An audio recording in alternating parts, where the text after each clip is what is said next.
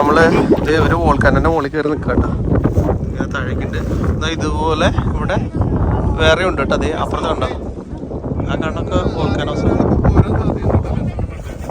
ഇത് ഓരോ വോൾക്കാനോസ് ആണ്.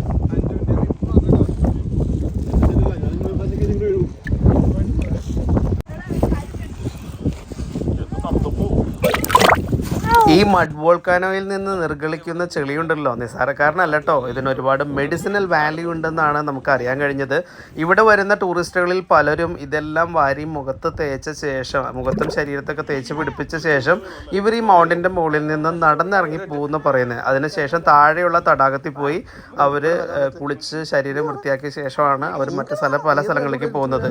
അതുകൊണ്ട് തന്നെ ഈ ഒരു മഡിന് ഒരുപാട് മെഡിസിനൽ വാല്യൂസ് ഉണ്ടെന്നാണ് നമുക്കറിയാൻ കഴിഞ്ഞത് കേട്ടോ. ഇതപ്പോൾ ഞങ്ങൾ ഈ മഡ് വോൾക്കാനോ കാണാനായിട്ട് ഇതിൻ്റെ മുകളിലേക്ക് കയറുന്ന ഒരു പ്രൊസീജിയറാണ് ഈ കാണുന്നത്.